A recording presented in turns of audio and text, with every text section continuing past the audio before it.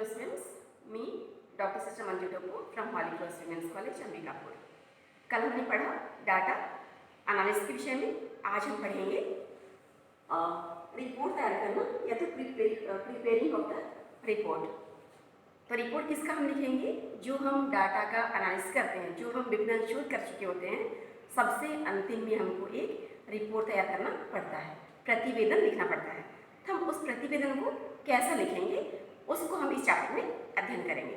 तो सबसे पहले मैं आपको ये बताना चाहूँगी कि हमारे पास में जो डाटा रहता है, समग्र रहते हैं, तथ्य रहते हैं, उसका हम ना कि वर्गीकृत करते हैं और ना ही उसको कलेक्शन करके साधन करते हैं, परंतु जो हमारे पास सामान्य डाटा रहते हैं उस डाटा का विश्लेषण करते हैं।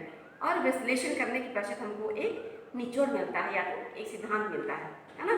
और अब इस सिद्धांत को हम कैसे रखें, कैसे वैज्ञानिक तरीके से हम उसको लिपिबद्ध करें। तो ध्यान रहे, जो हम वैज्ञानिक तरीके से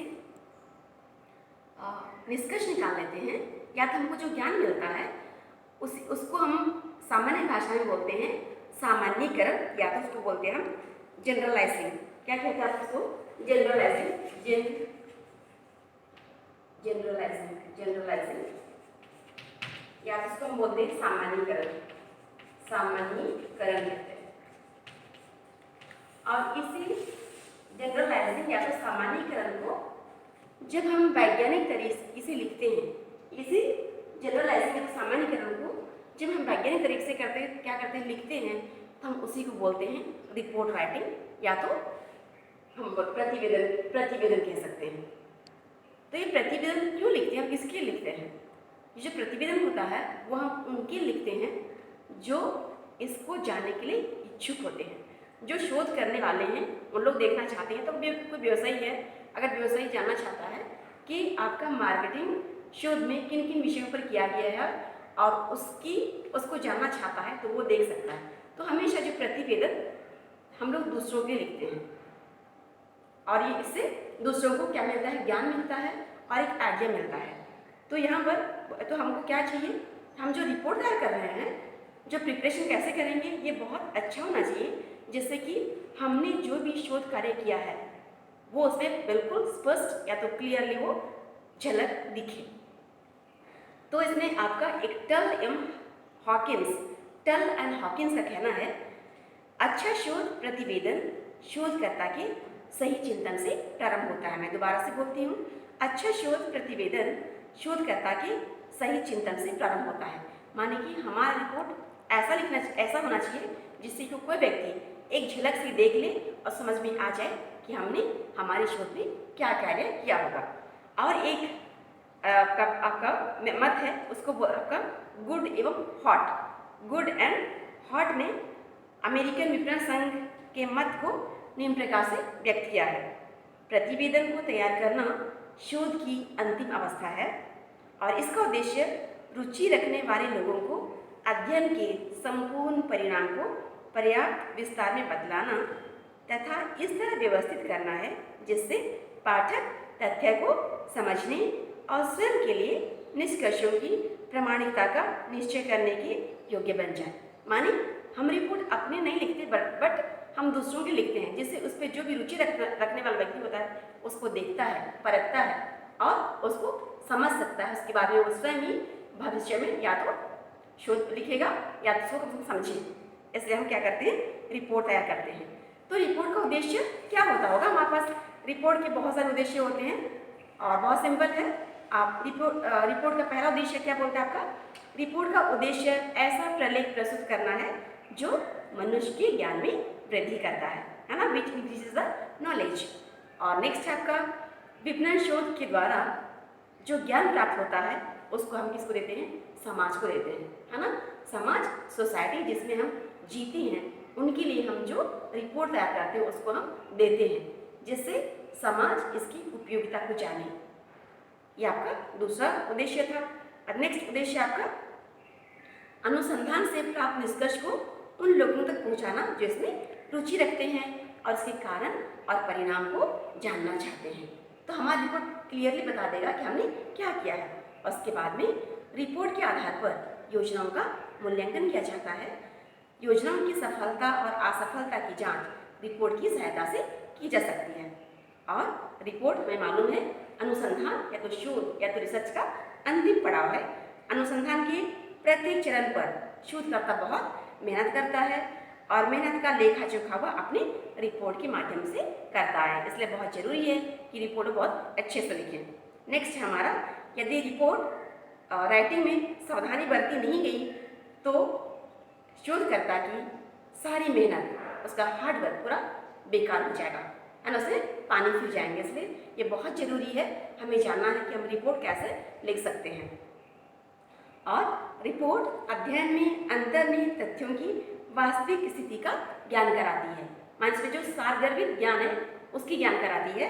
तो जो व्यक्ति इसको पढ़ेगा तो पढ़ने के पश्चात उसके जो भाव है उसको समझ सकता है। इसके लिए हम क्या करते हैं, रिपोर्ट को लिखते हैं। इसके अलावा बहुत सारे उद्देश्य होते हैं, जैसे एक लाइन में मैं बोल सकती हूँ, सूचना प्रदान करना, आपका शोध के विषय को चुनाव करने में मदद करना, प्रामाणिकता की परीक्षा के लिए, भविष्य शोध कार्यों की उपयोगी के लिए, या तो नियंत्रण कार्य सरल एवं प्रभावी बनाने के लिए हम क्या करते हैं, रिपोर्ट को लिखते हैं। उसके बाद मैं आपको बता देना चाहूँगी प्रतिवेदन के कितने प्रकार हो सकते हैं। वैसे तो प्रतिवेदन रिपोर्ट राइटिंग के बहुत सारे प्रकार हो सकते हैं, लेकिन हम आपको बताएंगे आप कॉमर्स वालों के लिए, जो आपका वाणिज्य संख्या के विद्यार्थी हैं, उनके दृष्टिकोण से हम कैसे इसका उद्देश्य को या इसके प्रकार को देख सकते हैं। यहाँ मैं आपको 4 समझा दूंगी प्रतिवेदन के प्रकार या तो काइंड्स ऑफ रिपोर्ट। हमारे पास में आपका 2 प्रकार है, आपका ये 1 है और ये 2 है ना। There are 2 types. पहला आपका आंतरिक प्रतिवेदन या तो इंटरनल रिपोर्ट और दूसरा आपका बाह्य रिपोर्ट या तो एक्सटर्नल रिपोर्ट।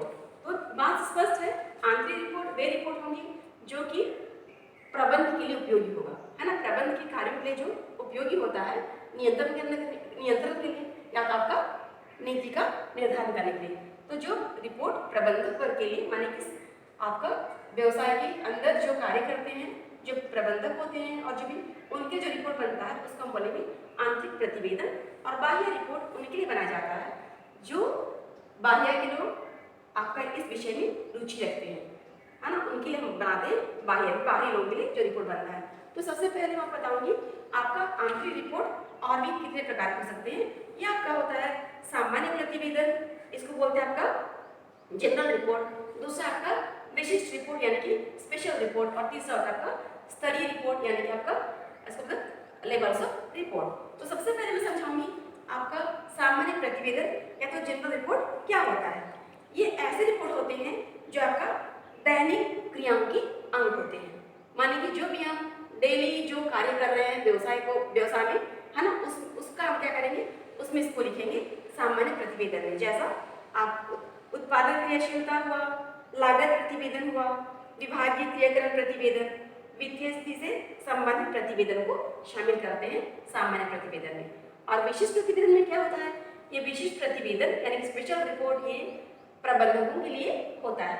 और इसमें हम देखेंगे जो भी हम नियम या तो जो पॉलिसी का निर्धारण करना चाहते हैं उसके विषय में हम जो रिपोर्ट तैयार करते हैं प्रबंधकों के लिए, मैनेजर्स के लिए, उसको हम बोलेंगे स्पेशल रिपोर्ट। आपका ये नीति या तो किसी समस्या को लेकर के जो हमारे पास में रिपोर्ट बनता है उसको हम बोलेंगे स्पेशल रिपोर्ट। जैसे एग्जाम्पल क्या आपका व्यवसाय का नीति का निर्धारण करना, विक्रय नीति को निर्धारित करने के संबंध में, या फिर आपके नए प्रकार के उत्पादन को प्रारंभ करने के संबंध में हो सकता है, या फिर उत्पादन मात्रा एवं मूल्य से संबंधित रिपोर्ट, आपको उसको बोलेंगे आपका स्पेशल रिपोर्ट। और स्तरीय रिपोर्ट, है ना, ये आपका स्तरीय रिपोर्ट क्या होगा, आप हम सभी को मालूम है जो प्रबंध का स्तर होता है 3 होता है आपका, उच्च स्तरीय प्रबंध होता है, मध्य स्तरीय प्रबंध होता है, आपका निम्न स्तरीय प्रबंध की रिपोर्ट।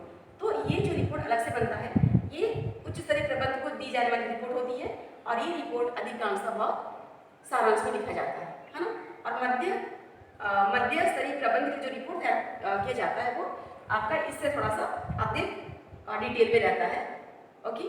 और जो निम्न प्रबंध की रिपोर्ट होता है ये रिपोर्ट काफ़ी डिटेल में रहता है ना, और काफ़ी डिटेल में रहता है। जैसे इसमें आपका हो सकता है श्रेणी में बजट हुआ, वास्तविक क्रियाकरण या अंतर यानी कि वेरिएंस, इसके विषय में सारे प्रतिवेदन आते हैं, इसको बोलेंगे निम्न प्रबंध की रिपोर्ट। और इसके अलावा आपका दूसरा होता है बाह्य रिपोर्ट। बाह्य मैंने वो दिखा दिया है, ऐसी रिपोर्ट जो कि बाहरी व्यक्ति जो इसके विषय में जानना चाहते हैं, इच्छुक हैं, उनके जो बंदा उसको हम बोलते हैं बाह्य रिपोर्ट। ये बाह्य रिपोर्ट की बहुत संक्षिप्त में बनाए जाते हैं, लेकिन ये बहुत ही महत्वपूर्ण सूचनाएं प्रदान करते हैं। जैसे एग्जाम्पल मैं बता रही हूँ, ये क्या क्या रिपोर्ट हो सकता है।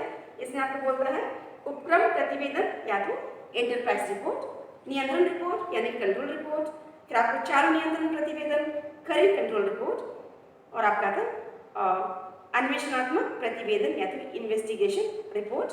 और भी हो सकता है प्रकाशन के लिए प्रतिवेदन, रिपोर्ट्स फॉर पब्लिकेशन, तकनीकी रिपोर्ट यानी कि आपका टेक्निकल रिपोर्ट्स, और आपको पता है आदि शासकों के लिए प्रतिवेदन यानी कि रिपोर्ट्स फॉर एग्जीक्यूटिव्स।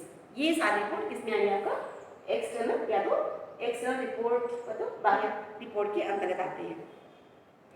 ओके, उसके बाद में हम आगे देखेंगे। इसके बाद हम देखेंगे हम कैसे रिपोर्ट लिख सकते हैं, एक आदर्श प्रतिवेदन लेखन के लक्षण क्या होते हैं, है ना। हम आगे देखेंगे इसके लक्षण क्या होते हैं। बहुत सिंपल है, इसलिए मैं बोर्ड पे नहीं लिख रही हूँ।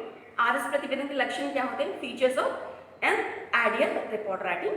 पहला आपका है आपका सरल भाषा का प्रयोग, यूज ऑफ सिंपल लैंग्वेज। हमेशा प्रतिवेदन बिल्कुल सरल शब्दों में लिखा जाना चाहिए और बड़े बड़े वाक्यों नहीं लिखना चाहिए। हमेशा छोटा वाक्य लिखना चाहिए जिससे कि जो पढ़े आराम से समझ सके।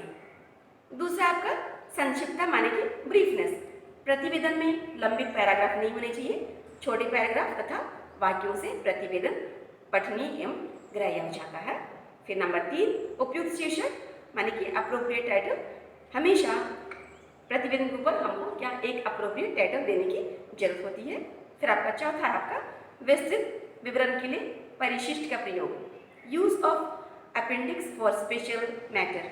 माने कि हम जो रिपोर्ट तैयार कर रहे हैं एक ग्राफ से अधिक नहीं लगाना चाहिए, एक ग्राफ से एक पैराग्राफ से अधिक नहीं होना चाहिए।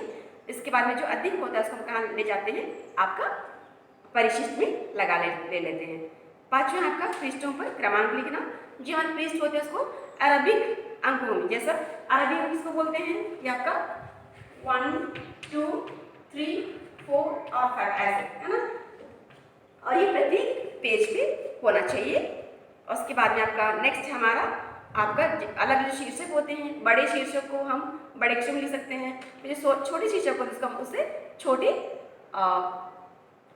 छोटा सा छोटे रूप में लिख सकते हैं। फिर आपका तालिका, प्रत्येक तालिका को स्पष्ट एवं सरल शीर्षक दिया जाना चाहिए और आपका इसमें विभिन्न अंकों को अरबिक अंकों में दिया जाना चाहिए। जैसे आपका विभिन्न प्रयुक्त मापों जैसे डॉलर हुआ, पॉन्ड हुआ, मेट्रिक टन एक्सेट्रा।